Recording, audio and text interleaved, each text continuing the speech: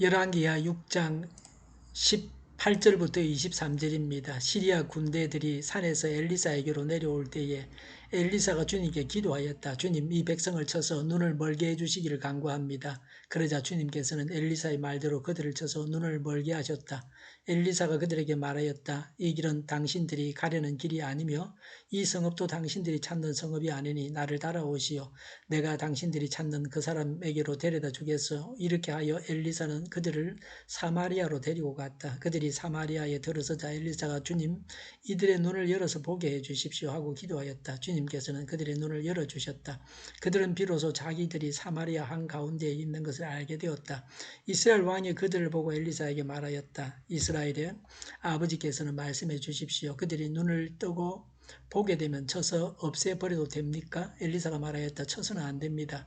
그들을 칼과 활을 가지고 사로잡았습니까? 어찌 임금님께서 그들을 쳐 죽이시겠습니까? 차라리 밥과 물을 대접하셔서 그들이 먹고 마시게 한 다음에 그들의 상전에게 돌려보내시는 편이 좋겠습니다.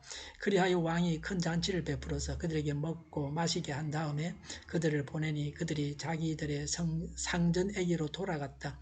그로부터 시리아의 무리들이 다시는 이스라엘 땅을 침략하지 못하였다. 아멘.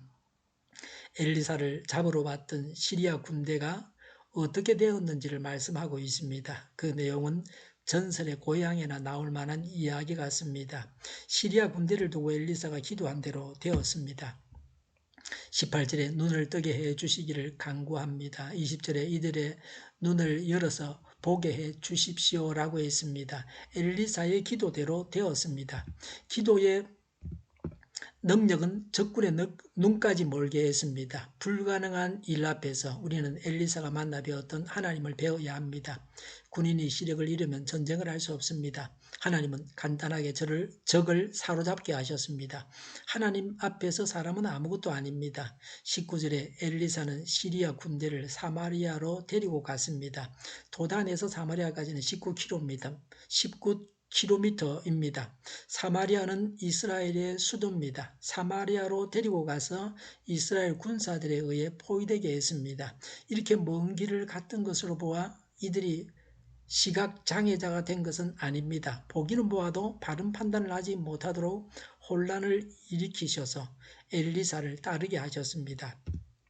시리아 군대는 보기는 보아도 제대로 보지를 못했습니다. 무엇에 씌인 자 같았습니다.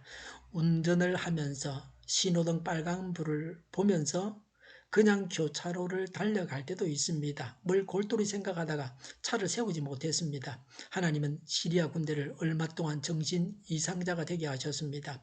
시리아 군대는 엘리사를 잡아 죽이려고 왔습니다. 그런데 엘리사는 그들을 데리고 놀았습니다. 엘리사가 한 것을 보면 유치원 아이들을 데리고서 무슨 놀이를 하는 것 같습니다. 영원한 천국에서 독사굴에 아이가 손을 넣고 장난을 칩니다.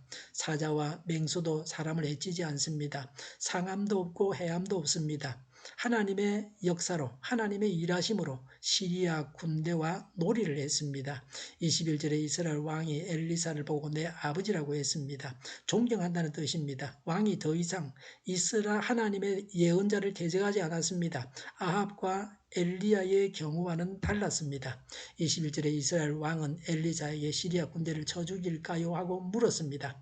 왕은 엘리사를 존경해서 자기 마음대로 하지 아니하고 문의했습니다. 이스라엘에서는 적군은 다 죽이는 것이 상례였습니다. 아합이 시리아 왕 베나닷을 사로잡은 후에 죽이지 않고 살려주어서 대신 죽어야만 했습니다. 이런 경우를 보면 잡은 적은 죽여야 합니다. 그전에는 전례가 없었던 일이 일어났으니 엘리사에게 어떻게 처리해야 하는지를 묻고 있습니다. 시리아 군대를 죽일 수도 있고 살려줄 수도 있습니다.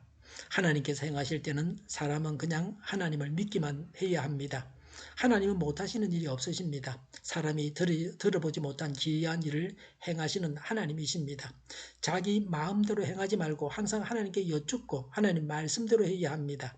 22절에 칼과 활로 사로잡은 것이 아니니 음식을 대접한 후에 돌려보내라고 했습니다. 23절에 엘리사의 말대로 했습니다. 엘리야를 잡으려고 이스라엘 왕이 보낸 병사들은 50명씩 두 번이나 불에 타 죽었습니다. 하나님을 아는 자들에 대해서는 더 중한 심판을 하셨습니다. 우리가 그리스도인이기 때문에 불신자와 같이 살아서는 안 됩니다. 불신자와 신자가 같이 같은 죄를 지으면 하나님은 신자를 먼저 벌하십니다. 그리고 신자를 더 중하게 벌하십니다. 교회 직분자이기 때문에 바른 삶을 살아야 합니다. 성경은 선생은 더 중한 심판을 받는다고 했습니다. 선생이기 때문에 더욱 바르게 살아야 합니다. 그들을 살려두었던 또 하나의 이유는 무엇입니까? 그들이 하나님의 능력을 깨달아서 더 이상 이스라엘을 침략하지 못하게 하려고 하셨습니다. 23절의 이후에는 다시 침략하지 않았습니다. 하나님께서 함께 하심으로 적수가 될 수 없었습니다. 또 그 시리아 군대를 통해서 하나님의 능력을 이방인들에게 전하기 위해서 그들을 보내주게 하셨습니다. 하나님의 능력을 체험한 자는 그것을 전할 의무를 가지게 됩니다. 하나님의 은혜가 나타났습니다. 하나님의 긍휼을 보여주셨습니다. 죽여야 할 원수를 음식으로 대접했습니다. 원수를 사랑하라는 말씀대로 했습니다.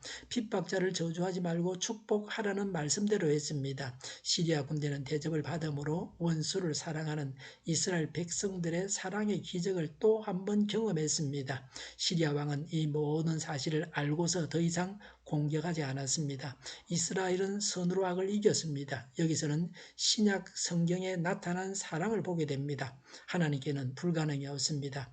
하나님의 전능하신 능력이 우리를 통해서 나타나야 합니다. 우리는 하나님의 전능하신 능력을 가지고 원수에게 사랑을 베풀어야 합니다. 선으로 악을 이겨야 합니다. 기도하겠습니다.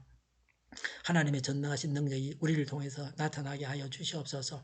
하나님의 전능하신 능력을 가지고 원수에게 사랑을 베풀게 하옵소서. 선으로 악을 이기게 하옵소서. 오늘보다는 내일이 더 낫게 하여 주시옵소서. 교회가 분열되지 않고 하나가 되게 하여 주시옵소서. 모든 언론이 제 역할을 다하게 하옵소서.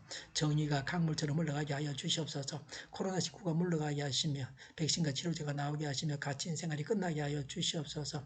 우리 동일교회가 만구른집하게 하여 주시옵소서. 예수 이름으로 명하노니 모든 병만은 물러가고 몸의 모든 부분들 온전하게 될지어다. 신유의 기적을 베푸셔서 지금도 저희의 질병을 고쳐 주시옵소서. 코로나19로 신음하는 모든 자들을 고치시고 온전케 하여 주시옵소서. 저희와 교회와 이 나라의 민족을 불쌍히 여겨 주시옵소서. 하나님께서 기뻐하시는 나라가 되게 하여 주시옵소서. 오늘도 하나님 안에서 차고 넘치는 삶, 복된 삶을 살게 하여 주시옵소서. 감사와 찬양을 주님께 돌려드리며 예수님의 이름으로 기도하옵나이다. 아멘.